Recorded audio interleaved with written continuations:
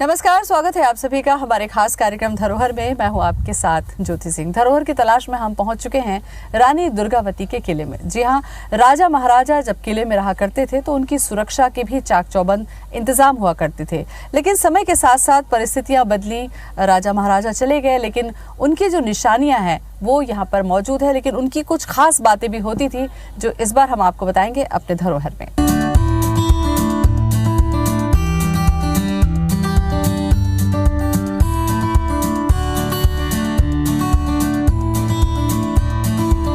ये रास्ते हैं मदन महल की पहाड़ी के,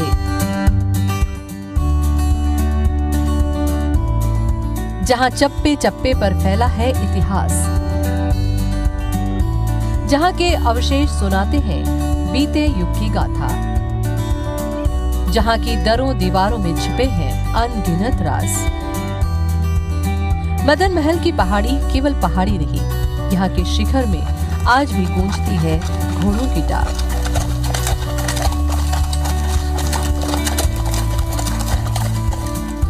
ये है मदन महल की पहाड़ी पर बना प्रसिद्ध किला, जो अपने आप में विश्व में सबसे छोटा किला है।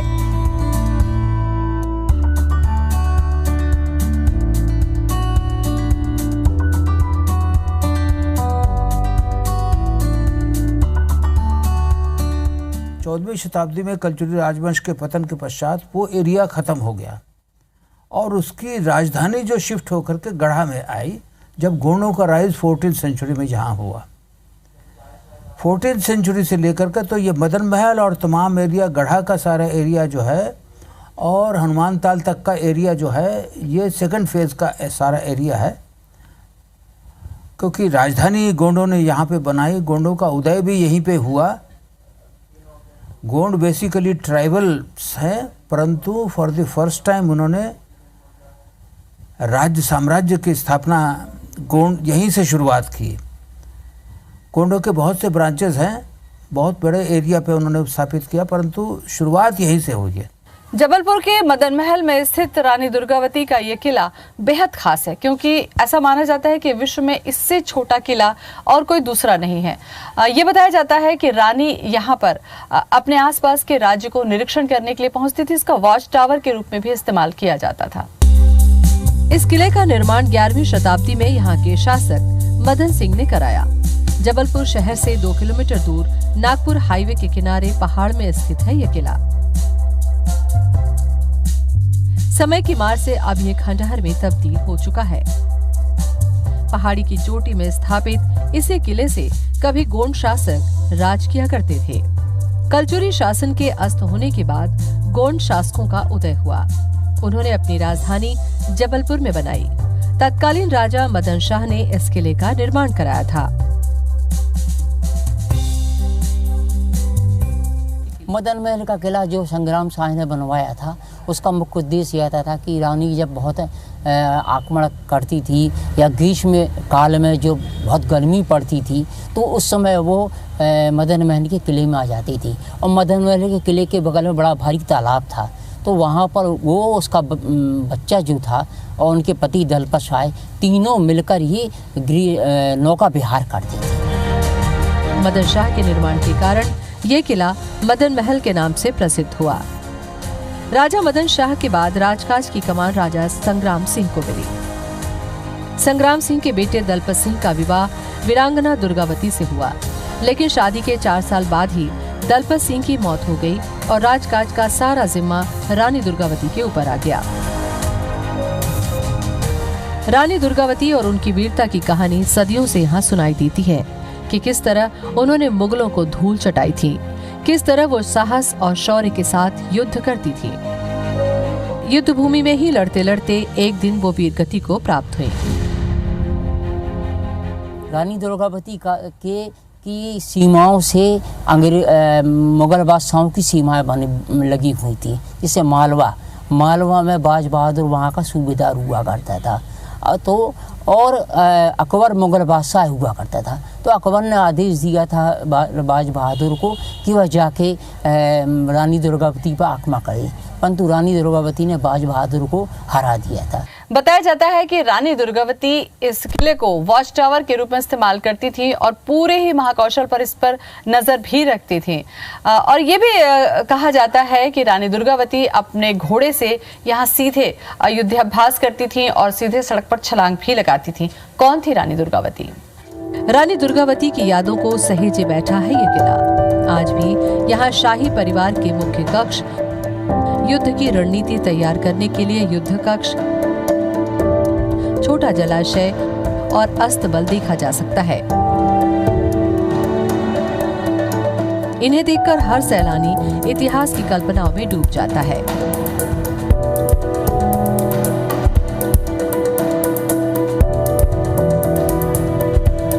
गोंड राजाओं के अच्छे दिनों का गवाह है ये किला।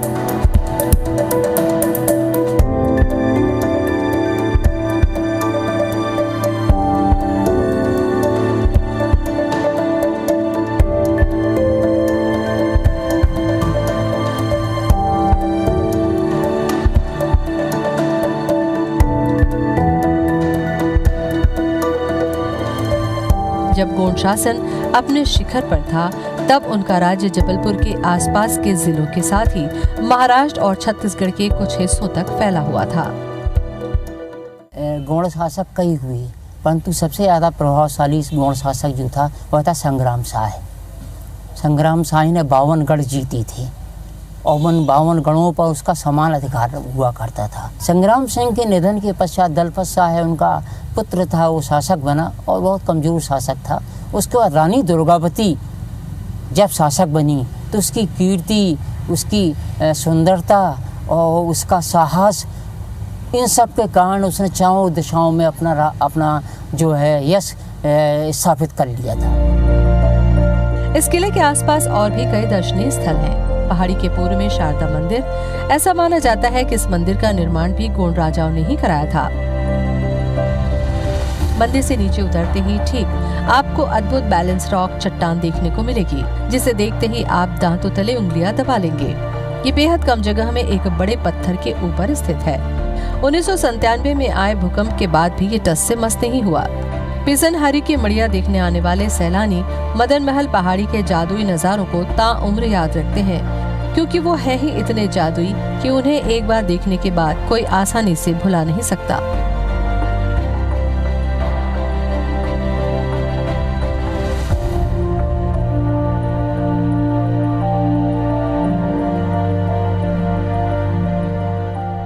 खंडहर बताते हैं कि इमारत कितनी बुलंद रही होगी। बेहद करीने से सजाया गया ये कमरा, इसकी बनावट शैली दोनों तरफ से ईंटों की जुड़ाई करके ये बना हुआ है और ऐसे ही ये पिल्लर का निर्माण कर रहा है। बहुत ही खूबसूरती से बना है। गुंबद यहाँ पर था। पहले के समय में साज सजावट की व्यवस्था, जब झूमर लगे रहा करते होंगे, वो भी है। और यहाँ पर हमने देखा कि लाल ईंटों का खास तौर पर इस्तेमाल इसमें किया गया है। रानी दुर्गावती का जब जिक्र होता है तो हमें सहज जिज्ञासा होती है कि रानी दुर्गावती कौन थी और कैसा उनका शासन काल रहा होगा। ये भी हम आपको बताएंगे अपनी इस रिपोर्ट में। गोंडवाना काल की शान है ये किला। मदन महल की पहाड़ियों के बीच अपनी रानी की यादों के सहारे जिंदा है ये किला। सतह से 500 मीटर की ऊंचाई पर बने इस किले की स्थापत्य कला बेजोड़ है। ये किला एक तरफ से विशाल चट्टान पर खड़ा है। इसकी मजबूती भी ऐसी कि जबलपुर में आए 3 बड़े भूकंप भी इस किले को डिगा नहीं पाए। एक दौर में मंडला के रामनगर के अलावा इसी मदन महल किले से भी गोंड राजा अपना शासन चलाया करते थे। आज का जो जिसको अपना मदन महल करते हैं वो वॉच टावर है, वो किला नहीं है। वो किले नुमा सारा उनका पैलेस और तमाम एरिया जो था उसका एक पार्ट है जो बचा है। तो ये केवल वो आप वहाँ भी जाएंगे तो देखेंगे तो यही बात हमको देखने के मिलेगी कि वहाँ पे एक पत्थर को उनको यूज़ करके, क्योंकि वो संतरी जो है ऊपर से दूरबीन लगा करके ये देखता था ट्रूप्स मूवमेंट और तमाम सारे एंट्री पॉइंट और एग्जिट पॉइंट सारे पर वॉच रखने के लिए जो कुछ भी उनके फोर्टिफिकेशन एरिया था, वहाँ से आर्मी वहाँ से आर्मी वॉच को करती थी और वहाँ के सारा जो उनका सैनिक संचालन यहाँ से होता था। वैसे तो इस किले का निर्माण गोंडवाना साम्राज्य के शासक रहे मदन शाह ने साल 1116 में कराया था, लेकिन रानी दुर्गावती का इस किले से विशेष लगाव था। किले की सबसे बड़ी खूबी ये थी कि इसके शिखर पर खड़े होकर दूर दूर तक गोंडवाना साम्राज्य पर नजर रखी जा सकती थी। इस किले में रानी ग्रीष्म अवकाश मनाती थी।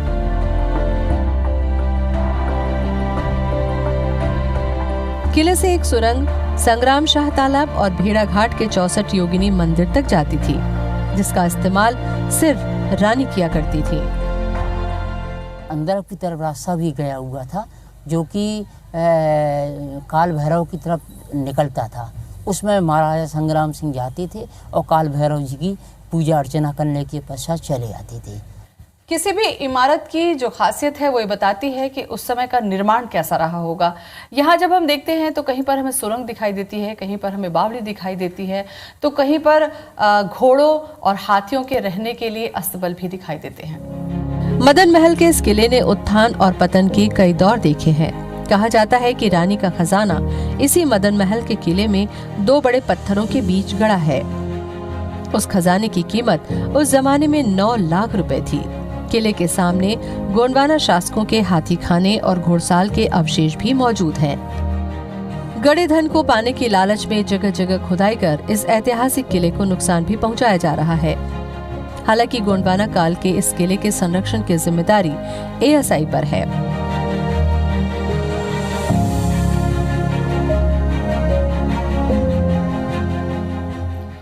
किले को लेकर अलग अलग भ्रांतियां भी लोगों के मन में है, एक वहम भी है। ऐसा बताया जाता है कि यहाँ पर राजा अपना खजाना रखा करते थे। गोंड राजा मदन शाह ने इसका निर्माण करवाया था और आज भी ये समझा जाता है कि यहाँ कहीं पर 2 सोने की ईंट दबी हुई है जिसकी तलाश में लोग यहाँ पर पहुँचते हैं, लेकिन आज तक इसे किसी ने खोजा नहीं है। बहरहाल यहाँ पर जो इस वक्त मैं उतर रही हूँ ये पूरा बावड़ी की शक्ल है, क्योंकि पहले के समय में हमने देखा कि राजा महाराजा बावड़ियाँ का भी निर्माण पानी के संरक्षण के लिहाज से कराते थे। वो चंदेलों की बेटी थी, गोंडवाने की रानी थी, चंडी थी, रणचंडी थी। वो दुर्गावती भवानी थी, शौर्य पराक्रम की मूर्ति, रणरागिनी महारानी दुर्गावती, एक ऐसी वीरांगना जिसकी वीरता के झंडे आज भी लहरा रहे हैं जबलपुर में। गोंडवाना में 16 साल तक राज करने वाली रानी दुर्गावती का जन्म 5 अक्टूबर 1524 को चंदेल वंश के यशस्वी राजा कीर्ति सिंह के घर हुआ। वही चंदेल वंश जिसने खजुराहो के बेजान पत्थरों पर प्रेम की परिभाषा गढ़ी, वही चंदेल वंश जिसने मोहम्मद गजनवी को पराजय का पाठ पढ़ाया। उस जमाने में जैसे कीर्ति चंदेल वंश के महाराजा कीर्ति सिंह की थी, वैसा ही वैभव गोंडवाना साम्राज्य के राजा संग्राम शाह का था। संग्राम शाह के इकलौते बेटे दलपत शाह एक वीर योद्धा थे। उनकी वीरता के कई किस्से आज भी गोंडवाना क्षेत्र के लोगों की जुबान पर है। रानी दुर्गावती जब महज 18 साल की थी, तभी दलपत शाह को उन्होंने अपने पति के रूप में वरण कर लिया था। लेकिन चंदेल और गोंडवाना साम्राज्य एक दूसरे के धुर विरोधी थे। इसके बाद भी दलपत शाह के पराक्रम और अपनी बेटी के प्रेम के आगे झुकते हुए राजा कीर्ति सिंह चंदेल ने उनके विवाह को मंजूरी दे दी। रानी दुर्गावती के कार्यकाल में किसान इतना ज़्यादा समृद्धशाली था कि वो कर को धन के रूप में या हाथी के रूप में दान दिया करता था। कर की व्यवस्था उनकी बहुत अच्छी थी। रानी के पास धन धान से भरी परिपूर्ण थी। उसके बाद बहुत धन था और वो प्रजा के हितों का विशेष ध्यान रखती थी। वो प्रजा कोई किसी प्रकार की प्रजा को परेशानी ना हो, इसका भी ध्यान वो बराबर रखती थी। सबसे बड़ी बात, आयुर्वेद की बड़ी भारी वो विद्वान थी। जब अकबर के आसफ खान ने आक्रमण किया था तो जितने जो सैनिक को चोटें लगी थी, उसने स्वयं एक सैनिकों को आयुर्वेदिक की दवा बना बनाकर सैनिकों को घायल जो हुए थे उनको ठीक किया था।